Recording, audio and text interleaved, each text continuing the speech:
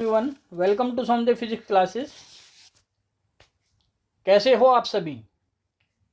आशा है कि आप सभी अच्छे होंगे और खूब जमकर मेहनत भी कर रहे होंगे, क्योंकि आपका एग्ज़ाम जो बेटा फिजिक्स साइंस का जो एग्ज़ाम आपका होना है वो 20 फरवरी को स्टार्ट होना है। ओके, सो उम्मीद करता हूँ कि आप पूरी मेहनत के साथ, पूरे जोश के साथ इस सब्जेक्ट की प्रिपरेशन में लगे होंगे। ठीक है, तो मैं लेके आया हूँ one shot video from chapter light. जो आपका फिजिक्स का चैप्टर है लाइट, उसको हम आज इस वन शॉट वीडियो में पूरा कंप्लीट करने वाले हैं। सो बने रहिए सोमदेव सर के साथ, सोमदेव फिजिक्स क्लासेस में। ओके, सो चलिए स्टार्ट करते हैं without wasting any time. Start करते, क्विक रिकैप करेंगे हम यहाँ पर जो आपका चैप्टर है लाइट। ठीक है, तो चलिए स्टार्ट करते हैं टॉपिक। सबसे फर्स्ट जो टॉपिक इसमें आता है बेटा वो है आपका रिफ्लेक्शन। रिफ्लेक्शन हम कहते किसको है, आप ये समझिए बेटा। पहले देखिएगा, रिफ्लेक्शन हम कहते हैं when light falls on a surface and get backs into the same medium, it is called reflection. इसका मतलब ये हुआ कि यदि हम देखें यहाँ पर, ध्यान दीजिएगा बेटा, ये हमने एक ऐसा रिफ्लेक्टिंग सरफेस कंसीडर किया जिस पर इंसिडेंट रे ऑफ लाइट जो है आ रही है, इंसिडेंट हो रही है। ठीक है, और आप ध्यान से देखें तो ये जो इंसिडेंट रे ऑफ लाइट है ये टकराने के बाद इस सरफेस से रिफ्लेक्ट हो गई सेम मीडियम में। इधर मीडियम हमने मान लिया क्या था, एयर। इधर मीडियम क्या था बेटा, एयर। तो जाहिर सी बात है यहाँ पर दूसरी साइड जो मीडियम आप देख रहे हैं वो भी मीडियम क्या है, एयर ही है। ठीक है, जब मीडियम सेम होगा तो जाहिर सी बात है हम कह सकते हैं कि वहाँ पर रिफ्लेक्शन होगा। ठीक है, तो यहाँ आप देख सकते हैं, हम यहाँ पर एक नॉर्मल ड्रॉ करते हैं। इस पॉइंट ओ को हम जो है पॉइंट ऑफ इंसिडेंस कहते हैं। इसको क्या कहते हैं, पॉइंट ऑफ इंसिडेंस। और ये जो स्मॉल, ये कैपिटल एन दिखाया गया है, ये आपका नॉर्मल कहलाता है। पी जो है पॉइंट है आपका इंसिडेंट रे जिससे स्टार्ट हुई है, और क्यू पॉइंट है जहाँ पर रिफ्लेक्टेड रे जा रही है। सो ये जो एंगल आप देख रहे हैं यहाँ पर एंगल आई बना है, इसको हम एंगल ऑफ इंसिडेंस कहते हैं। नॉर्मल और इंसिडेंट रे के बीच बनने वाले एंगल को क्या बोला जाता है, इंसिडेंट एंगल और एंगल ऑफ इंसिडेंस। और नॉर्मल और रिफ्लेक्टेड रे के बीच बनने वाले एंगल को हम एंगल ऑफ रिफ्लेक्शन कहते हैं। ठीक है, ये सरफेस कैसा था बेटा, रिफ्लेक्टिंग सरफेस हमने कंसीडर किया था। आई होप सो आपको ये बातें सारी की सारी समझ आई होगी, क्लियर हुआ सभी को यहाँ।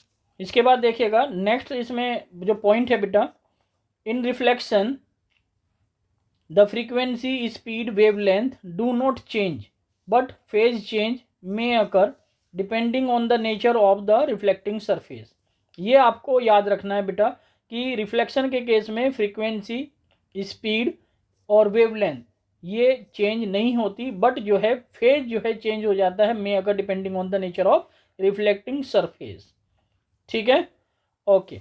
इसके बाद इसमें जो है आप देख सकते हैं यहाँ पर सेकंड जो पॉइंट है आपका वो है बेटा laws of. So laws of reflection क्या है बेटा, फर्स्ट लॉ देखिएगा। फर्स्ट लॉ आपका होता है the incident ray, the reflected ray and the normal at the point of incidence all lie in the same plane. तो यहाँ पर आप देख सकते हैं कि जो इंसिडेंट रे हैं, इंसिडेंट रे यहाँ पर दिखाई गई हैं, और reflected ray normal at the point of incidence, इस पर्टिकुलर पॉइंट पर, इसको हम जो है ये सभी के सभी एक ही प्लेन में लाई करते हैं। ठीक है, बढ़ते हैं आगे। सेकंड पॉइंट देखिएगा, सेकंड जो लो है, द एंगल ऑफ रिफ्लेक्शन और and the angle of incidence small I R equal. इसका मतलब ये है बेटा कि जो एंगल ऑफ इंसिडेंस है उसको आई कहते हैं, और एंगल ऑफ इंसिडेंस इक्वल होता है एंगल ऑफ रिफ्लेक्शन के, तो इसको हम सेकंड लॉ ऑफ रिफ्लेक्शन कहते हैं। आई होप सो आपको समझ आया होगा। इसके बाद देखिएगा नेक्स्ट जो टॉपिक है आपका, नेक्स्ट टॉपिक आपका आ जाता है बेटा प्लेन मिरर। क्या है, प्लेन। सो प्लेन मिरर क्या होता है, a plane mirror is always form an erect virtual size to size image at the same distance as the object is but the back of the mirror. तो plane mirror में हमें ये बात पता चली बेटा यहाँ पर कि जो प्लेन मिरर होता है एक तो वो जो इमेज बनाएगा बिहाइंड द मिरर बनाता है, ठीक है, कहाँ बनती है, बिहाइंड द मिरर, मिरर के पीछे बनती है इमेज। दूसरा क्या पता चलता है कि जो इमेज बनेगी ना बेटा वो इरेक्ट होगी, कैसी होगी, इरेक्ट, और इरेक्ट होगी यानी कि वर्चुअल होगी, कैसी होगी, इरेक्ट भी होगी और वर्चुअल भी होगी। और प्लेन मिरर में जो इमेज बनती है उसका जो साइज होता है वो सेम साइज का बनता है जितना साइज का आपका ऑब्जेक्ट रहता है, ठीक है। एक बात, एक और इसमें इंपॉर्टेंट बात है, वो क्या है बेटा इंपॉर्टेंट पॉइंट, कि जो डिस्टेंस हम मिरर से रखते हैं ऑब्जेक्ट की उतनी ही डिस्टेंस पर इमेज जो है बनती है। तो यहाँ पर ये बात सब क्लियर हो गई। अब इसका देखिएगा जो मैग्निफिकेशन होता है बेटा वो होता है +1, मैग्निफिकेशन कितना होता है प्लेन मिरर का, +1, ठीक है। नेक्स्ट पॉइंट देखिएगा, it form A literally inverted image. Literally inverted image यहाँ पर आप देख सकते हैं, जैसे इसने मिरर के सामने अपना लेफ्ट हैंड रेज किया तो मिरर में आप देख सकते हो ऐसा प्रतीत होता है जैसे कि उसने अपना राइट हैंड जो है रेज किया हुआ है, तो इसको हम लिटरली इमेज बोलते हैं। थर्ड पॉइंट देखिएगा, when a plane mirror is turn by an angle theta the reflected ray will turn by an angle of 2 theta. यदि प्लेन मिरर को हम टर्न कर दे बेटा थीटा एंगल पर तो जो रिफ्लेक्टेड रे होती है वो टर्न हो जाती है 2 थीटा एंगल पर, ठीक है। ये याद करने वाली कॉन्सेप्ट बात है जो आपको याद होनी चाहिए। इसके बाद देखिएगा, the radius of curvature of a plane mirror is infinity. जो रेडियस ऑफ कर्वेचर होता है बेटा प्लेन मिरर का वो क्या होता है, इन्फिनिटी, यानी कि इन्फिनिटी होता है बेटा, ठीक है। It's focal length is therefore infinity. जब रेडियस ऑफ कर्वेचर यानी कि आर की वैल्यू इन्फिनिटी होगी तो यहाँ से फोकल लेंथ हम निकालें तो फोकल लेंथ क्या होती है r/2, तो जाहिर सी बात है इन्फिनिटी डिवाइडेड बाई 2 क्या आ जाएगा, इन्फिनिटी ही आ जाएगा। आई होप सो ये आपको बातें सारी समझ आ गई होगी, ठीक है। इसके बाद देखिएगा नेक्स्ट इसमें पॉइंट जो आता है आपका, to see full size image of a person he need a mirror of length half is height. यदि हमें किसी पर्सन का जो है फुल साइज इमेज देखनी है तो उसके लिए हमें जो रिक्वायरमेंट रहती है मिरर की, of length half is height, यानी कि उसकी हाइट का जस्ट आधा, ठीक है, उसकी उतनी लेंथ की हमें रिक्वायरमेंट रहती है। इसके बाद लेटरल इन्वर्जन आप देख सकते हैं यहाँ पर, इसको मैंने अभी एक्सप्लेन किया था। If you move your right hand you will find in the image as you have moved your left hand as shown in the given figure. In the other word, the left of the object becomes the right of the image and vice versa. This phenomena is called lateral inversion. इसी phenomena को हम क्या कहते हैं बेटा, lateral inversion कहते हैं। बात समझ आ गई यहाँ तक?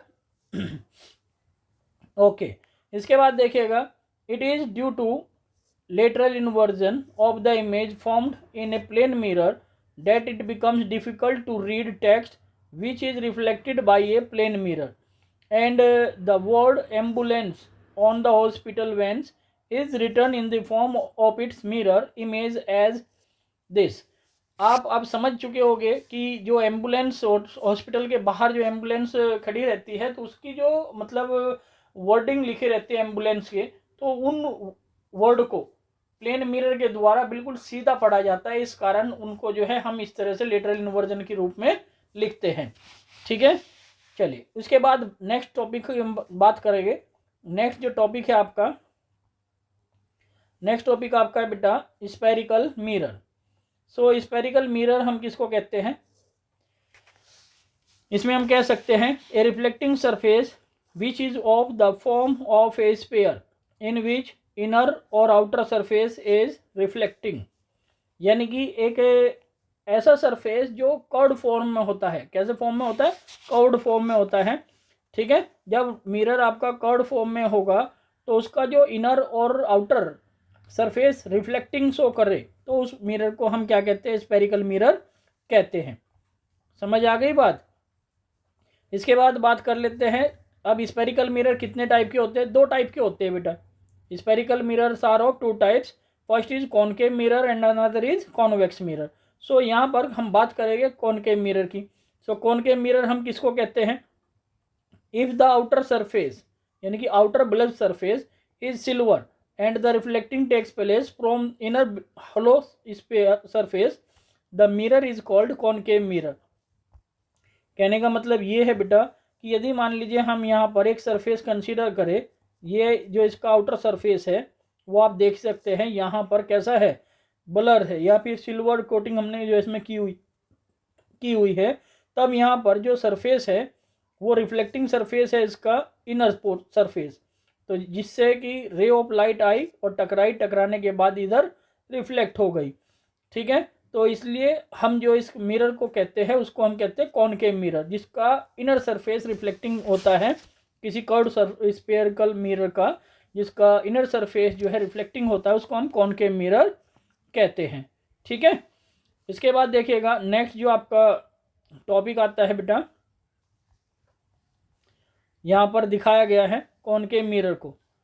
ठीक है, होप्स तो आप जो है डायग्राम को क्लियरली देख सकते हैं। इस डायग्राम में देखिएगा यहाँ पर हमने एक कॉनकेव मिरर को रिप्रेजेंट किया। इस मिरर को हम क्या कहते हैं बेटा, कॉनकेव मिरर। क्या बोलते हैं इसको, कॉनकेव मिरर। तो यहाँ पर कॉनकेव मिरर तो हमने बता दिया। ये आपका जो दिखाई दे रहा है एक्स वाई क्या है, यहाँ पर एक प्रिंसिपल एक्सिस बोला जाता है इसको। ठीक है, अभी हम जानेंगे इसको हम प्रिंसिपल एक्सिस क्यों कहते हैं और कैसे हम जो है इसको प्रिंसिपल एक्सिस कहते हैं। तो यहाँ पर आप देख सकते हैं कि एक incident ray of light parallel to principal axis आती है, मिरर से रिफ्लेक्ट होने के बाद वो जो है जिस भी पॉइंट पर प्रिंसिपल एक्सिस को कट करती है उस पॉइंट को हम फोकस कहते हैं। उस पॉइंट को क्या कहते हैं, फोकस। कैपिटल एफ से हम उसको रिप्रेजेंट करते हैं।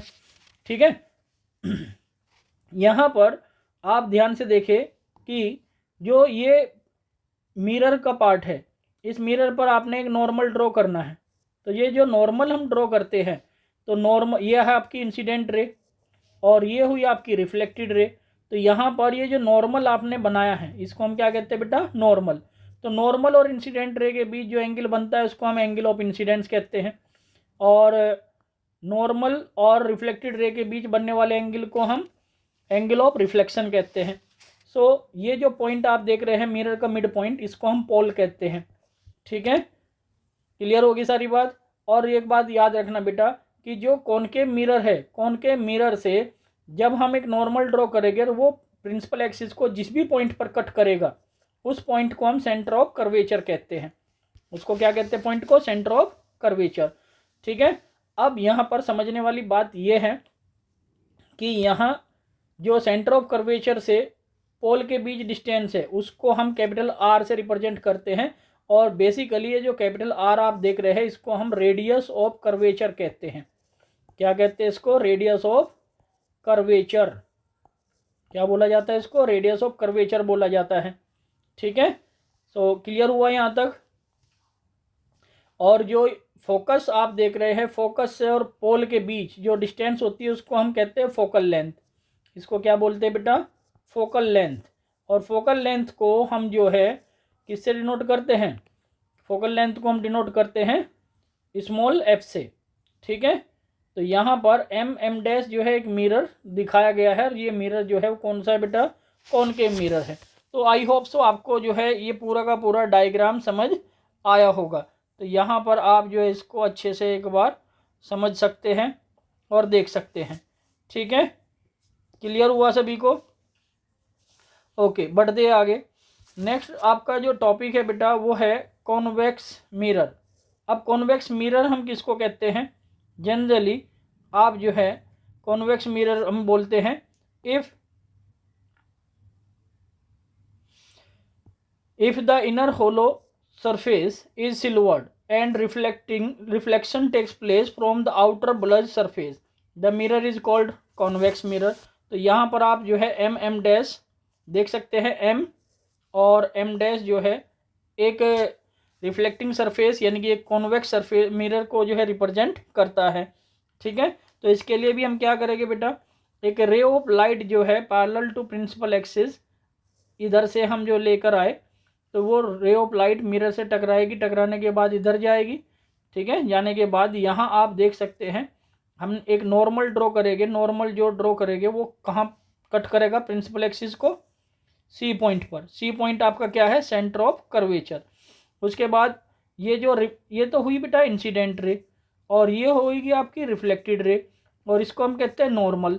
ठीक है, तो इंसिडेंट जो रिफ्लेक्टेड रे है उसको हम पीछे की तरफ बढ़ा दें, तो जब पीछे की तरफ बढ़ेगी रिफ्लेक्टेड रे और प्रिंसिपल एक्सिस को जिस भी पॉइंट पर कट करेगी उस पॉइंट को हम फोकस कहेंगे। क्या बोलेंगे उसको, फोकस। और मिरर का जो मिड पॉइंट होता है उसको हम क्या कहते हैं, पोल कहते हैं। ठीक है, एक एक बात आपको आज समझ आएगी बेटा लाइट से। बहुत ही इजी सब्जेक्ट है और बहुत ध्यान से आप पढ़ोगे सीखोगे तो ऐसा हो नहीं सकता कि आप लोग इसको ना कर पाओ। ठीक है, सभी क्वेश्चंस इसके अटेम्प्ट हो गए आज। तो इसको हम कहते हैं बेटा कॉन्वेक्स मिरर। अब ये जो रे डायग्राम बनते हैं इनके लिए कुछ रूल्स दिए गए हैं। इन रूल्स को मैं आप लोगों के लिए एक एक करके एक्सप्लेन करूंगा, थोड़ा ध्यान से समझिएगा। ठीक है बेटा, यहाँ पर क्या है रूल कि rule to draw the ray diagram. Ray diagram को हम बनाते हैं कैसे, any two of the rules are used in order to draw the ray diagram. इनमें से कोई भी हम जो है कोई भी 2 रूल्स यूज करके एक रे डायग्राम को ड्रॉ कर लेते हैं। ठीक है, तो उनके लिए पहला जो डायग्राम रूल जो पहला हम रूल पढ़ रहे हैं उसको देखिएगा। फर्स्ट क्या है, the ray of light passing parallel to the principal axis will converge at focus after reflection. इसमें आपको ये बताया गया बेटा कि यहाँ पर देखिएगा, इसमें मैं थोड़ा इसको साइड कर देता हूँ और बस इतना सफिशेंट है यहाँ पर एरिया। इसमें ये बताया बेटा फर्स्ट रूल में कि आपके पास एक जो है कॉनकेव मिरर है, सपोज दैट मिरर कोई भी हो सकता है। ठीक है, तो इसके लिए आप एक पैरेलल जो रे ऑफ लाइट है वो लेकर आते हैं प्रिंसिपल एक्सिस के। इसको हम प्रिंसिपल एक्सिस कहते हैं, जिसको मैंने शॉर्ट फॉर्म में पी ए से रिप्रेजेंट कर दिया। ये इंसिडेंट रे ऑफ लाइट है। अब ये इंसिडेंट रे ऑफ लाइट, ये सपोज दैट ये आपका जो है एम पॉइंट है, तो एम पॉइंट पर ये जो है इंसिडेंट हुई और यहाँ से टकराने के बाद ये जो है हो गई रिफ्लेक्ट। तो ये जिस पॉइंट पर प्रिंसिपल एक्सिस को कट करती है उस पॉइंट को हम फोकस कहते हैं, कैपिटल एफ से रिप्रेजेंट करते हैं। तो ये हमारी बेटा फर्स्ट रे है अकॉर्डिंग टू आवर रूल। ठीक है, इसको फर्स्ट रे बोलेंगे। डायग्राम समझ आ गया होगा। सेकंड देखिएगा, सेकंड में क्या बताया, the ray of light passing through the focus will emerge parallel to the principal axis after reflection. तो सेकंड रूल ये बताता है आपको, यदि मान लीजिए मिरर है कॉनकेव और ये आपकी प्रिंसिपल एक्सिस है, और यदि हम यहाँ पर फोकस कंसीडर करें कि ये आपका जो है फोकस है, तो जो रे ऑफ लाइट है वो यदि फोकस से आ रही है, ठीक है, तो मिरर से टकराने के बाद वो पैरेलल हो जाती है बेटा प्रिंसिपल एक्सिस के। इंसिडेंट रे बोलेंगे इसको, इसको रिफ्लेक्टेड रे बोलेंगे, और ये आपका हुआ प्रिंसिपल एक्सिस। तो यहाँ पर आप देख सकते हैं कि मिरर से टकराने के बाद ये जो रे ऑफ लाइट है वो पैरेलल हो जाती है प्रिंसिपल एक्सिस के। तो ये आपका डायग्राम यानी कि सेकंड जो पॉइंट हुआ वो आपको क्लियर हुआ। इसके बाद थर्ड देखिएगा, थर्ड जो आपका है वो क्या बोलता है, the ray of light passing through the centre of curvature will all retrace there path after reflection. तो थर्ड पार्ट में ये बोला गया है, यदि मान लीजिए कोई मिरर आपने लिया है कॉनकेव और इसमें आप जो है ध्यान दीजिएगा बेटा, कोई रे ऑफ लाइट है जो सेंटर ऑफ कर्वेचर से पास हो रही है, तो यहाँ पर मिरर से टकराने के बाद वो रे ऑफ लाइट वापस फिर जो है सेंटर ऑफ कर्वेचर से ही पास होती है। ठीक है, ये आपका थर्ड जो है रूल है। फोर्थ रूल क्या कहता है, ध्यान से सुनिएगा फोर्थ रूल को भी, the ray of light falling at the pole gets reflected at the same angle on the other side of the principal axis. बहुत ही आसान। यहाँ पर देखिएगा, ये आपको हमने जो है क्या बताया, एक पोल यहाँ पर हमने मिड पॉइंट यानी कि मिरर का क्या कर दिया, पोल ले लिया बेटा। ठीक है, तो यहाँ पर जो रे ऑफ लाइट आती है पोल पर, ठीक है, तो प्रिंसिपल एक्सिस से जितना एंगल इंसिडेंस का बना है उतना ही एंगल आपका रिफ्लेक्शन का भी बनता है, यानी कि एंगल ऑफ इंसिडेंस इक्वल होगा एंगल ऑफ रिफ्लेक्शन के। तो ये आपका जो है फोर्थ रूल है जिसको आप यूज़ कर सकते हैं। तो यहाँ पर आपने क्या सीखा बेटा, यहाँ पर आपने जो है इन 4 रूल्स को अच्छे से सीखा। तो इन चारों रूल्स को आपने अच्छे से समझ में आया होगा आप लोगों को। तो उन चारों रूल्स को आपको जो है यूज़ करना है। ठीक है, चलो अब बढ़ते हैं आगे। अब नेक्स्ट जो आपका टॉपिक है बेटा वो देखिएगा, नेक्स्ट टॉपिक आ जाता है image formation by spherical mirror.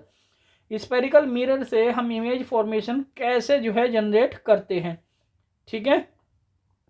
तो कैसे बनाएंगे इसको अभी देख लेते हैं। इमेज फॉर्मेशन को बहुत ही आसान है, ठीक है बेटा। तो आसान कैसे क्यों कह रहा हूँ मैं, क्योंकि मैं देखता हूँ कि बहुत ही ईजी है।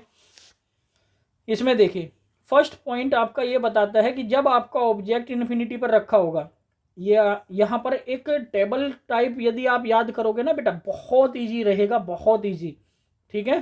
टेबल में क्या करना है, रे डायग्राम, सेकंड आपका ऑब्जेक्ट पोजीशन, थर्ड आपका इमेज पोजीशन, फोर्थ आपका जो है नेचर ऑफ इमेज, ये आपको जो है पता होना चाहिए, ठीक है। यदि आपको ये पता है कि 4 पॉइंट हमें लेके चलने हैं तो फिर बहुत इजी है टॉपिक, ठीक है। मोस्ट इम्पोर्टेंट है बेटा, मैं आपको क्लियर कर दूं, ये बहुत ज़्यादा इम्पोर्टेंट है क्योंकि एग्ज़ाम में इससे ज़रूर पूछा जाएगा। सो यहाँ पर देखिए फर्स्ट जो पॉइंट है उसमें आपको जो ऑब्जेक्ट पोजीशन लेनी वो कहाँ ली, इन्फिनिटी। इन्फिनिटी आप जो है इस तरह से भी रिप्रेजेंट कर सकते हैं, ऑब्जेक्ट हमने ए बी कंसीडर किया है। तो इन्फिनिटी पर जब ऑब्जेक्ट होता है ना बेटा तो उसके कारण जो इमेज बनती है वो हमेशा प्रिंसिपल एक्सिस, ये देखिएगा इसको हम कहते हैं प्रिंसिपल एक्सिस। अब ये प्रिंसिपल एक्सिस जो फर्स्ट रे आप देख रहे हैं ये फर्स्ट रे है, ये फर्स्ट रे जिस भी पॉइंट पर प्रिंसिपल एक्सिस कट करती है उसको फोकस कहते हैं। सेकंड रे आप देख सकते हैं यहाँ पर, सेकंड रे भी जब इन्फिनिटी पर ऑब्जेक्ट रखा होगा तो वो भी फोकस से ही पास होगी। तो यहाँ हमें एक बात क्लियर हो जाती है कि जब ऑब्जेक्ट इन्फिनिटी पर होगा तो इमेज कहाँ बनेगी, फोकस पर बनेगी। और जो इमेज का नेचर होगा वो कैसे होगा बेटा, real, inverted and point size. Real होगा, इन्वर्टेड होगा और पॉइंट साइज होगा। आई होप सो यहाँ तक आपको क्लियर हुआ होगा, यस और नो। ओके, अपने कमेंट सेक्शन में जो है कमेंट डालते रहना बेटा, कोई डाउट हो तो मेरे से पूछते रहना, ओके। सेकंड डायग्राम देखिएगा, सेकंड डायग्राम क्या है, ध्यान है ना बेटा, ये क्या है ऑब्जेक्ट पोजीशन, ये क्या है ऑब्जेक्ट कहाँ पर हमने रखा हुआ है, ये है इमेज और ये है आपका जो है नेचर, ठीक है कि नेचर कैसा है। और ये आपका जो है डायग्राम, ये आपको पता होना चाहिए, ठीक है। 4 कॉलम हम लेके चले हैं। तो सेकंड आपका जो है यहाँ से आ जाता है कि जब यहाँ हम जो है कंसीडर करके चलते हैं बेटा कि जो ऑब्जेक्ट है, ऑब्जेक्ट कहाँ प्लेस किया है इस बार हमने, ऑब्जेक्ट प्लेस किया between infinity and centre of curvature. आप देख सकते हैं यहाँ पर सेंटर ऑफ कर्वेचर ये है और इन्फिनिटी ये है, इन्फिनिटी और सेंटर ऑफ कर्वेचर के बीच में हमने रखा। तो इमेज कहाँ बनी, इमेज बनी बेटा यहाँ पर, इमेज कहाँ बनी यहाँ, यानी कि एफ फोकस और सेंटर ऑफ कर्वेचर के बीच में।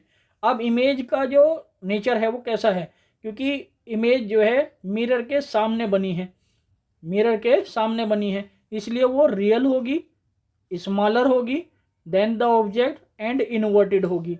इन्वर्टेड क्यों बोला गया, आप देखिए ए की जो पोजीशन है वो तो यही है, बट बी की जो पोजीशन है वो बी डैश नीचे की तरफ हो गई, ठीक है। तो इसलिए हम इसको क्या कहते हैं, इन्वर्टेड बोलते हैं। प्यारे बच्चों बहुत ध्यान से सुनना है एक एक बात को आपको, ठीक है। जब आप एक एक बात को बहुत अच्छे से सुनोगे तो डेफिनेटली ऐसा हो नहीं सकता कि आपको समझ ना आ पाए।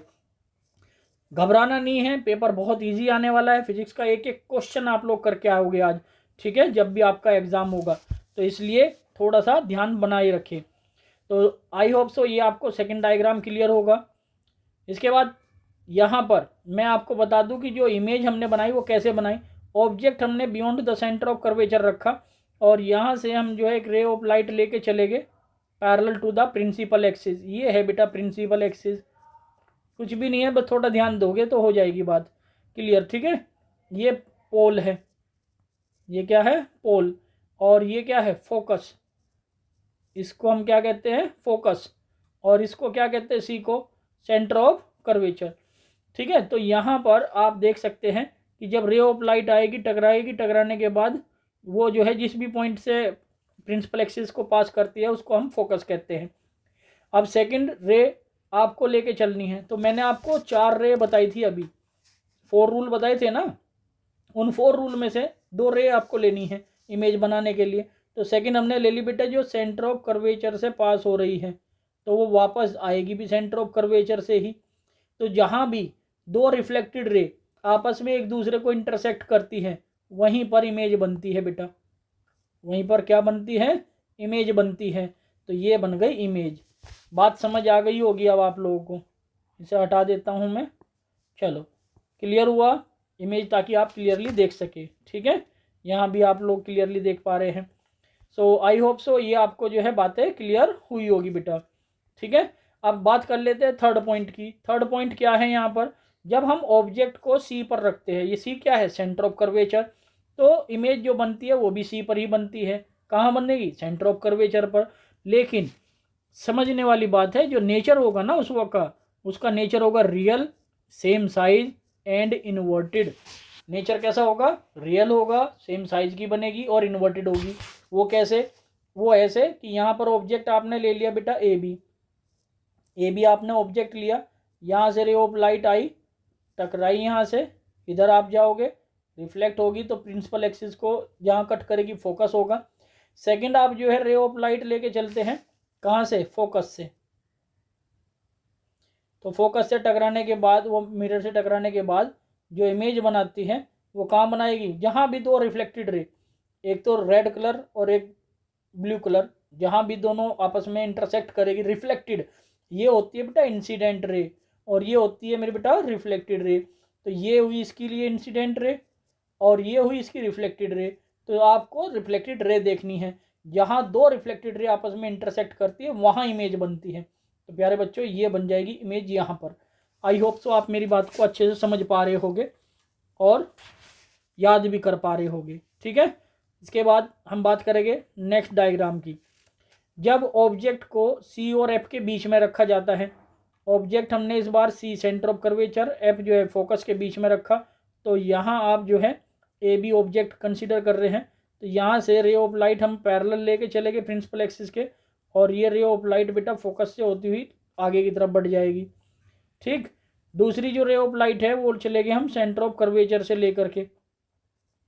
अब ये टकराने के बाद वापस आएगी, टकराने के बाद कैसे आएगी, वापस। तो वापस जो आएगी ये, तो जिस भी पॉइंट पर ये दोनों के दोनों इंटरसेक्ट करेगी, ये वाली रे और ये वाली रे, तो दोनों पॉइंट को जहाँ इंटरसेक्ट करती दोनों रे, उसको हम इमेज कहते हैं। ठीक है, तो इमेज होगी ऑब्जेक्ट के कंपैरिजन में। इमेज आप देख सकते हैं, ये तो है बेटा ऑब्जेक्ट और ये है आपकी इमेज। तो यहाँ पर आप देख सकते हैं कि जो ऑब्जेक्ट है वो इमेज के कंपैरिजन में छोटा है, तो इसलिए हम कह सकते हैं कि जो ऑब्जेक्ट लिया हमने बिटवीन सी एंड एफ लिया, और इमेज जो बनी बिटवीन सी एंड इन्फिनिटी बनी, और रियल बनी, एनलार्ज बनी और इन्वर्टेड बनी। ये पॉइंट आपको याद करने हैं। बढ़ते हैं आगे। नेक्स्ट हमने क्या किया बेटा, फिफ्थ जो डायग्राम आप देख रहे हैं, हमने इस बार जो ऑब्जेक्ट लिया उसको फोकस पर रखा। ऑब्जेक्ट कहाँ रखा बेटा, फोकस पर।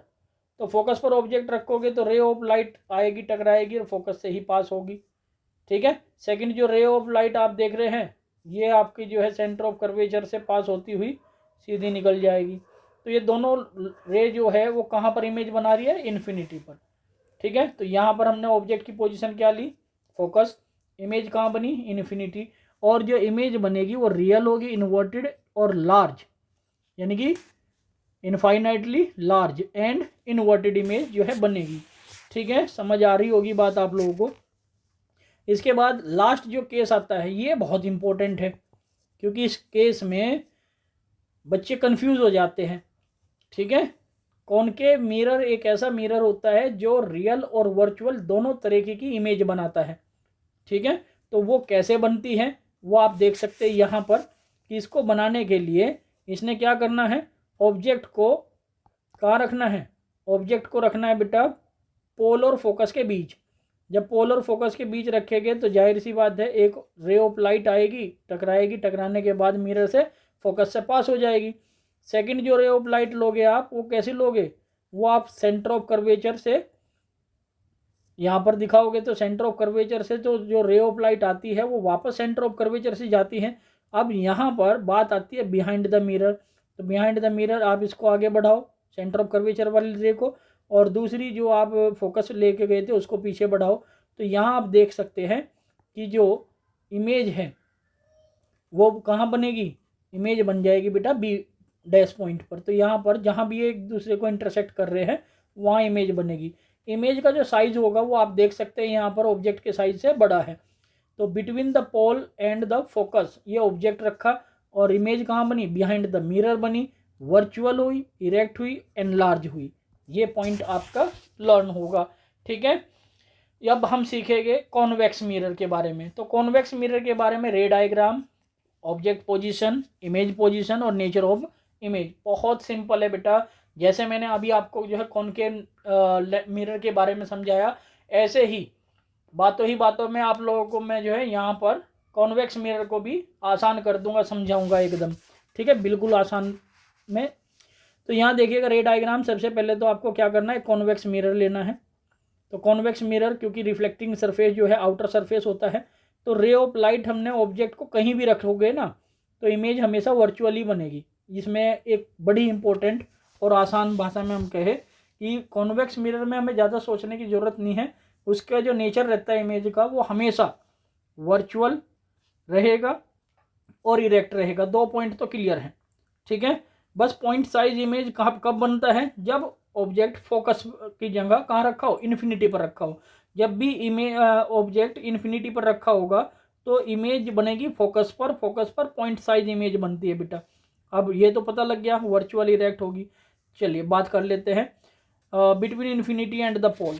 यहाँ पर पोल है और यहाँ इन्फिनिटी और पोल के बीच में कहीं भी आप ऑब्जेक्ट को रखो तो इमेज जो बनेगी ना बेटा वो बिहाइंड द मिरर ही बनेगी। किस किस के बीच बनेगी, फोकस और पोल के बीच बनेगी। इमेज कहाँ बनेगी बेटा, फोकस और पोल के बीच। ये देखो यहाँ पर ये आपको दिखाया गया है, ये आपका इमेज बनी है और ये है आपका फोकस। ठीक है, ये समझ में आ रही है ना बात, ये फोकस है। तो फोकस और ये है पोल, फोकस और पोल के बीच में इमेज बनती है। ठीक है, कैसे बनती है, यहाँ से रे ऑफ लाइट आई, यहाँ टकराएगी, इधर रिफ्लेक्ट हो जाएगी। इसको पीछे की तरफ बढ़ाओ, तो पीछे बढ़ाने से जहाँ भी वो कट करती है प्रिंसिपल एक्सिस को, फोकस कहलाता है। सेकंड जो रे ऑफ लाइट आप देख रहे हैं ये हम यहाँ पर नॉर्मल डालते हैं। तो नॉर्मल, एक बात और मैं आपको बता दूँ, मिरर के पीछे जितनी भी रे ऑफ बनाओगे आप वो सब डॉटेड बनानी है प्यारे बच्चों। कैसी बनानी है, ठीक है, और मिरर से आगे जितनी बनेगी वो कंटिन्यूअस लाइन बनेगी। ये ध्यान रखने वाली बात है। ठीक है, तो हो जाएगा। बढ़ते हैं आगे। नेक्स्ट आपका आता है बेटा, जब हम ऑब्जेक्ट को इन्फिनिटी पर प्लेस करते हैं, जैसे कि यहाँ पर दिखाया इन्फिनिटी पर हमने ऑब्जेक्ट रखा, तो जो इमेज बनेगी वो फोकस पर बनेगी। कहाँ बनेगी, फोकस पर।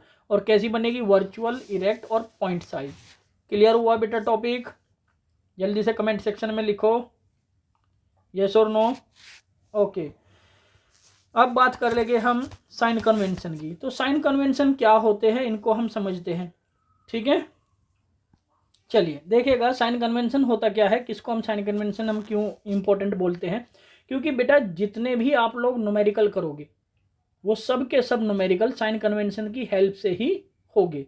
कैसे होगे, जैसे मान लीजिए यहाँ पर आपको एक मिरर दिखाया गया है एम डैश, एक मिरर है। ये जो एक्स वाई आप देख रहे हैं ना, एक्स एक्स डैश, यहाँ पर एक्स डैश क्या है, एक प्रिंसिपल एक्सिस है। इसको मैं लिख दूँ आप लोगों के लिए, प्रिंसिपल एक्सिस। ठीक है, ये है प्रिंसिपल एक्सिस।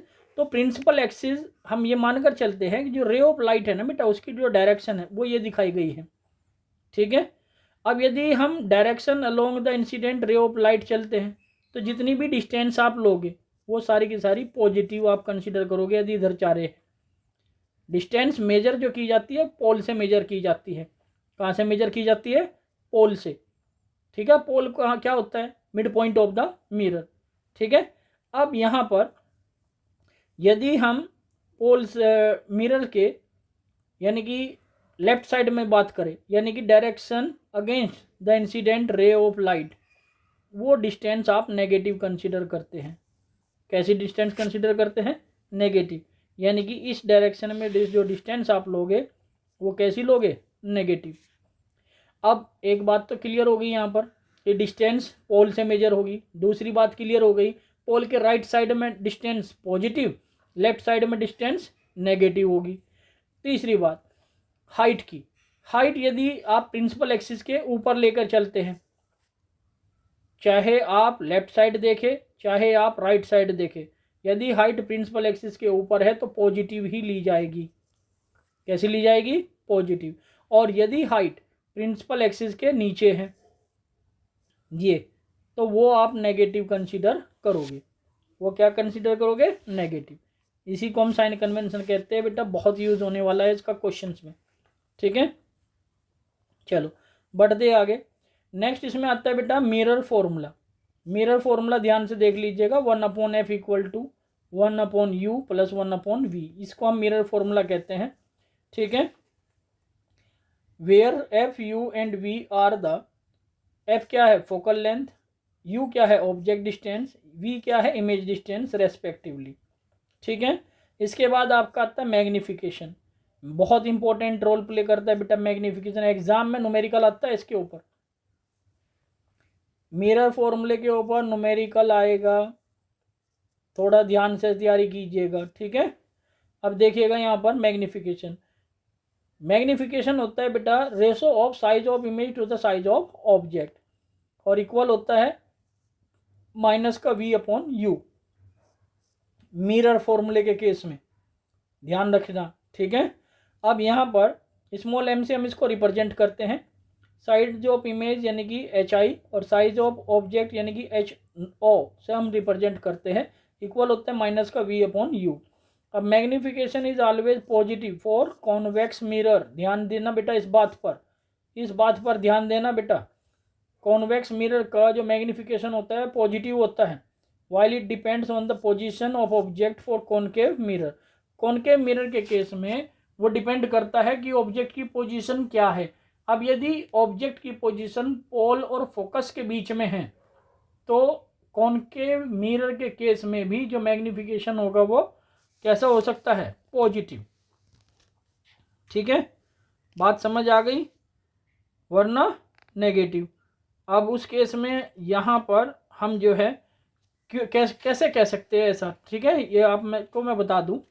इस केस में देखिएगा बेटा, ये वो केस है जिसमें मैंने अभी बताया आपको कि कॉनकेव जो मिरर है, यदि हम ऑब्जेक्ट को फोकस और पोल के बीच में रखते हैं तो जो इमेज बनती है ना वो आपकी वर्चुअल बनती है। वर्चुअल बनने से यानी कि पोल और जो इमेज डिस्टेंस है वो है v। ठीक है, और ऑब्जेक्ट और पोल के बीच जो डिस्टेंस है वो है u। तो यहाँ पर मैग्निफिकेशन का फॉर्मूला था माइनस का v/u, बट यहाँ पर इस पर्टिकुलर केस में m = आप जो लेके चलोगे, अब ये माइनस तो है ही, v तो आ गया बेटा आपका कैसा, पॉजिटिव। v कैसा आ गया बेटा, पॉजिटिव। यानी कि हम इसको जो है ऐसे लिख सकते हैं, कैसे लिख सकते हैं बेटा, प्लस का v, और माइनस फॉर्मूले के अकॉर्डिंग माइनस ही है, और u की जो वैल्यू होगी क्योंकि वो लेफ्ट साइड में है तो ये माइनस का u। अब यहाँ माइनस से माइनस कैंसिल हो जाएगा, इस कारण हम कह सकते हैं कि इस केस में मैग्निफिकेशन जो होगा वो v/u पॉजिटिव होगा। ठीक है, चलो बढ़ते हैं आगे। बाकी सभी केसेस के लिए मैग्निफिकेशन जो कॉनकेव मिरर के लिए होता है वो नेगेटिव ही रहता है। ठीक है, अब बात कर लेते हैं यहाँ पर यूजेस ऑफ कॉनकेव मिरर। अब कॉनकेव मिरर का यूज़ कहाँ करते हैं, सेविंग मिरर है इन ए रिफ्लेक्टिंग टाइप एस्ट्रोनॉमिकल टेलीस्कोप। अब टेलीस्कोप क्या होता है बेटा, टेलीस्कोप होता है जो मतलब दूर की वस्तुओं को जो है देखने के लिए यूज़ किया जाता है, उसको हम टेलीस्कोप बोलते हैं। जैसे मान लीजिए हम अर्थ से जो है स्टार मून्स वगैरह को देखते हैं तो उनको हम जो है किसके थ्रू देख पाते हैं, टेलीस्कोप। ठीक है, यानी कि वो बहुत नज़दीक देख पाते हैं टेलीस्कोप की हेल्प से। इसके बाद देखिएगा in search light, headlight of automobiles, ये यूजेस है बेटा आपके कॉनकेव मिरर के। इसके बाद यूज ऑफ कॉन्वेक्स मिरर। अब यूज ऑफ कॉन्वेक्स मिरर क्या है, a rear view mirror in automobile. Convex mirror आप जो है हमेशा देखोगे रियर व्यू मिरर का काम करते हैं ऑटोमोबाइल में भी, जो गाड़ी है या बाइक है तो उसमें भी आप जो है देख सकते हैं कॉन्वेक्स मिरर ही यूज किए जाते हैं जनरली। ठीक है, सेकंड देखिएगा as a device to check theft in shop. तो एक डिवाइस के रूप में भी हम जो है थीफ्ट को जो है जो चोर होते हैं सोप वगैरह में हम यूज़ करते हैं कॉन्वेक्स मिरर को। उसके बाद to bring view of corner which are not directly visible. ठीक है, कॉर्नर का व्यू जब डायरेक्टली विजिबल नहीं होता है तो उस पर्टिकुलर केस में भी हम कॉन्वेक्स मिरर जो है यूज़ कर लेते हैं। तो इसी के साथ बेटा आपका जो रिफ्लेक्शन का केस था वो कंप्लीट होता है। इसके बाद देखिएगा नेक्स्ट आपका जो टॉपिक है वो है आपका रिफ्रैक्शन। तो जैसे मैंने आप लोगों को बोला है कि आज मैं आप लोगों का जो है ये कंप्लीट कर दूंगा, तो कंप्लीट कर ही दूंगा। ठीक है बेटा, बने रहिएगा। अब आगे की जो क्लास होगी वो लाइव होगी। ठीक है, चलिए चलते हैं लाइव क्लास की ओर।